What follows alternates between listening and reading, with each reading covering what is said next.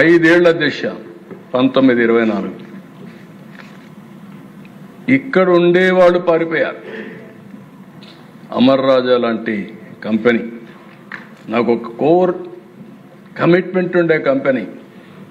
రామచంద్ర నాయుడు నాకు ఐడియా ఉంది. దిశ అమెరికా నుంచి వస్తానే చిత్తూరులో పుట్టాం, చిత్తూరులో పెట్టాలి అని తిరుపతి కేంద్రంగా తీసుకొని పెట్టి ఆడనే కార్పొరేట్ ఆఫీస్ పెట్టుకునే పరిస్థితికి వచ్చారు. ఆ 5 ఏళ్ళు జరిగినటువంటి అరాచకం చూసిన తర్వాత తప్పు చేసేమేమో, మనం కూడా రిస్క్ మిటిగేషన్కి వెళ్ళాలి అని వేరే రాష్ట్రానికి ఇన్వెస్ట్మెంట్ పెట్టే పరిస్థితికి వచ్చారు అధ్యక్ష. అందుకని అధ్యక్ష ఈరోజు మీరు ఒకసారి చూస్తే పెద్ద ఎత్తున పెట్టుబడులు వస్తున్నాయి. 1-2 కాదు. ఈరోజు మీరు చూసినప్పుడు ఇప్పుడే విజయ్ కుమార్ రాజు గారు చెప్పారు, గూగుల్ సంస్కరణలు వచ్చిన తర్వాత ఫస్ట్ టైం $15 బిలియన్ తీసుకొచ్చి విశాఖపట్నంలో పెట్టిన మొదటి కంపెనీ గూగుల్ అని చెప్పి కూడా నేను మీకు తెలియజేస్తున్నా. దీనివల్ల ఏఐ డేటా సెంటర్, నాలెడ్జ్ ఎకానమీకి శ్రీకారం చుట్టే పరిస్థితి వస్తుంది. ఇది ఒక పెను మార్పులకు వస్తుంది. వాళ్ళు వచ్చారు కాబట్టి కాగ్నిజెంట్ వచ్చారు, టీసీఎస్ వచ్చింది, ఇంకా వేరియస్ కంపెనీస్ వచ్చి మళ్ళా విశాఖపట్నం నెంబర్ 1 అయ్యే పరిస్థితి వస్తుంది దిశ. అదొక యాంగిల్. రెండోది ఆర్సీఆర్ మిత్తల్ పాయకరావుపేట దగ్గర మీరు చూస్తే 1,00,000 కోట్ల రూపాయలు పెట్టుబడులు పెట్టి స్టీల్ ప్లాంట్ పెడుతున్నారు. స్టీల్ నగరమే వచ్చే పరిస్థితి వస్తుంది, స్టీల్ సిటీ వస్తుంది. రామాయంపట్నంలో బీపీసీఎల్ పెడుతున్నారు, ఇది కూడా 1,00,000 crores ఖర్చు పెడుతున్నారు, అది కూడా రెడీ అవుతుంది, రిఫైనరీ వస్తుంది. ఇలాంటి కంపెనీస్ అన్ని అధ్యక్ష సిఐఐ మీటింగ్ పెడితే నేను కూడా ఊహించలేదు. దగ్గర 13,50,000 కోట్ల రూపాయలు పెట్టుబడులు పెట్టడానికి 611 మంది ఎంఓయూలు చేశారు అధ్యక్ష. ఇప్పటికే 8,85,000 కోట్ల రూపాయలు క్లియర్ చేశాం. మొత్తం చూస్తే అధ్యక్ష 20 లక్షల కోట్ల రూపాయల పెట్టుబడులతో 23 లక్షల మంది ఉద్యోగాలు కల్పించే పరిస్థితి వస్తాం అధ్యక్ష. జరిగితే one of the best experiment అవుతుంది. మేము చెప్పింది 20 లక్షల మందికి ఉద్యోగాలు ఇస్తామని చెప్పాం. 5 ఏళ్లలో 20 లక్షల మందికి ఉద్యోగాలు ఇవ్వడమే కాకుండా పేర్లతో సహా పెట్టే పరిస్థితి వస్తుంది. దానికి శ్రీకారం చుడతామని చెప్పి కూడా నేను మీకు తెలియజేస్తున్నా. టూరిజం అధ్యక్ష, నేను ఆల్ ఎమ్మెల్యేస్ చెప్తున్నా, మీరు మీ ప్రాంతంలో ఉద్యోగాలు ఇవ్వాలంటే టూరిజం మీద శ్రద్ధ పెట్టండి. భవిష్యత్తులో ఎక్కువ ఎంప్లాయ్మెంట్ రాబోయేది టూరిజంలో వస్తుంది. టూరిజానికి ఇండస్ట్రీ స్టేటస్ ఇచ్చాం, దీన్ని ముందుకు తీసుకెళ్తాం. ఇంకొక పక్క అధ్యక్ష వాటర్, నేను ఎవ్రీవేర్ చెప్తున్నాను అధ్యక్ష, నేను చాలా చూశాను ఈ రాష్ట్రంలో సమస్యలు.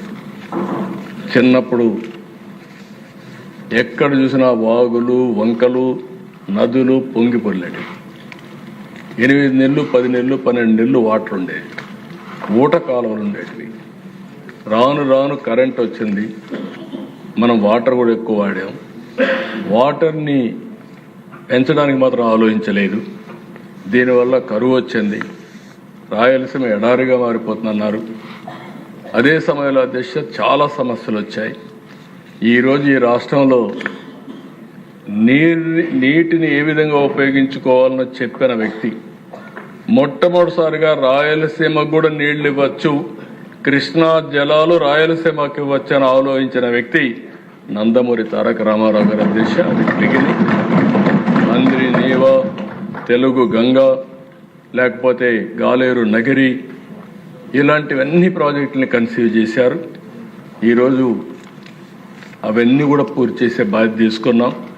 నేను ఒకటే చెప్తున్నా అధ్యక్ష, ఈ హౌస్లో రాబోయే 3 ఏళ్లలో ఉత్తరాంధ్రలో ఆన్ గోయింగ్ ప్రాజెక్ట్స్ అన్ని పూర్తి చేసే బాధ్యత తీసుకుని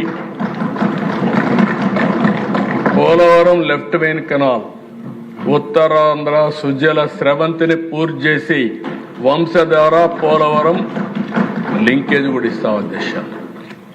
రెండో అధ్యక్ష, ఇప్పటికే లెఫ్ట్ మెయిన్ కెనాల్ అనకాపల్లి వరకు రెడీ అవుతోంది.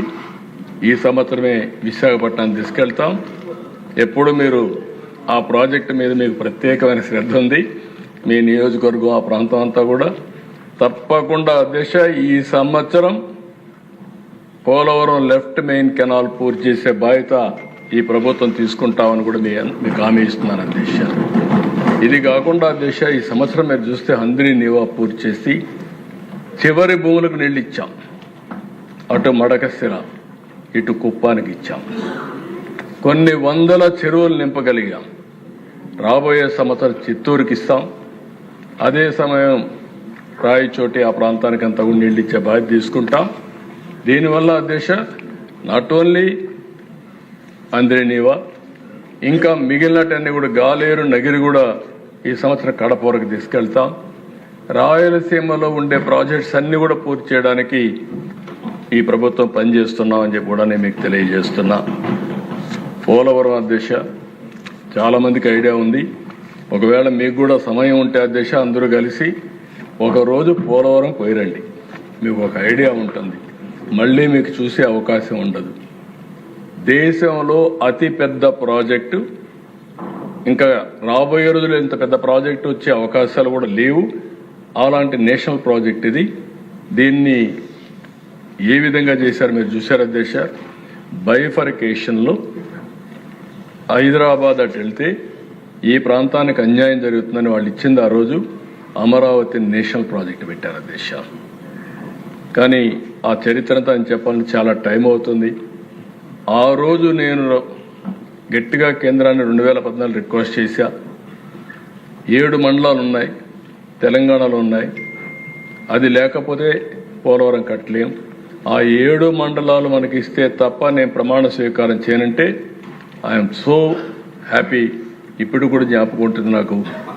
ఆనాటి ప్రభుత్వ అధ్యక్ష ప్రమాణ స్వీకారం చేసిన వెంటనే పార్లమెంట్ సమావేశాల కంటే ముందు ఆర్డినెన్స్ ఇష్యూ చేసి తర్వాత పార్లమెంట్లో మెంబర్స్ ప్రమాణ స్వీకారం చేశారు.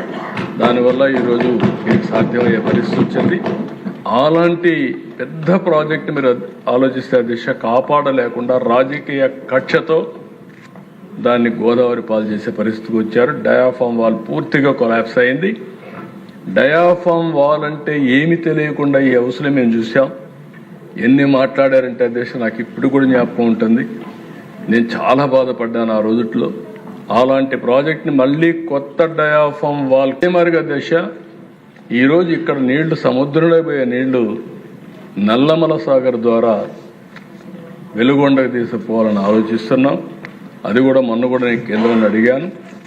తెలంగాణ ప్రభుత్వం కాళేశ్వరం కట్టారు, తప్పులేదు, నేను కూడా సపోర్ట్ చేశాను.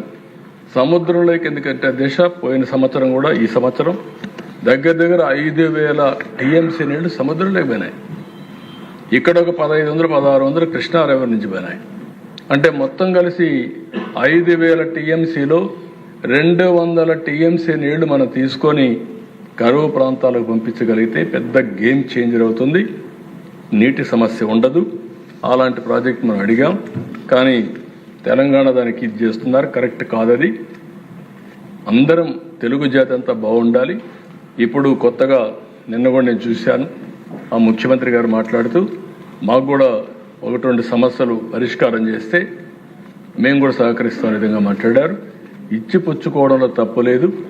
కానీ రాష్ట్రం తెలుగు జాతి ఒకటే కాబట్టి 2 రాష్ట్రాలకు సమస్యలుంటే కూర్చొని మాట్లాడడానికి ఈ ప్రభుత్వానికి ఏమాత్రం అభ్యంతరం లేదు.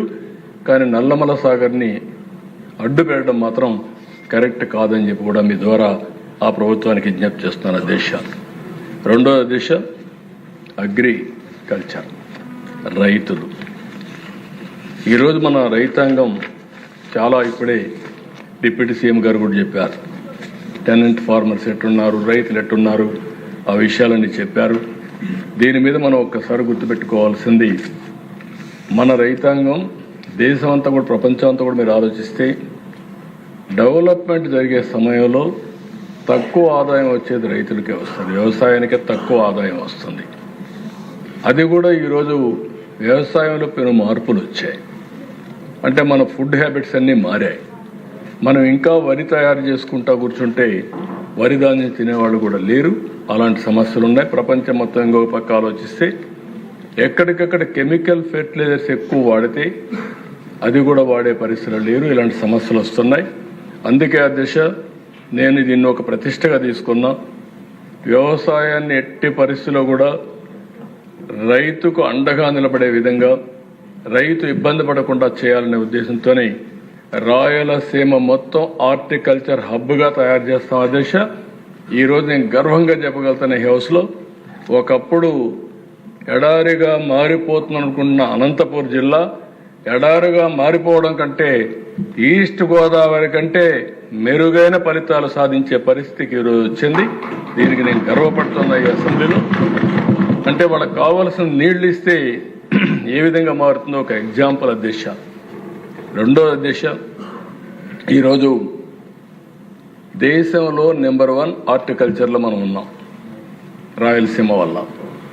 రాబోయే రోజుల్లో ఒక 30,000 కోట్ల రూపాయలు హార్టికల్చర్ మీద ఖర్చు పెట్టి ఇంకొక 70,000 కోట్ల రూపాయలు ప్రైవేట్ ఇన్వెస్ట్మెంట్ తీసుకొచ్చి ప్రపంచంలోని అతిపెద్ద హార్టికల్చర్ హబ్గా రాయలసీమ ఇన్క్లూడింగ్ మార్కాపురం వరకు తయారు చేసే బాధ్యత ఈ ప్రభుత్వం తీసుకుంటామని చెప్పి కూడా మీ ద్వారా ప్రజలకు విజ్ఞప్తి చేస్తున్నాను అధ్యక్ష.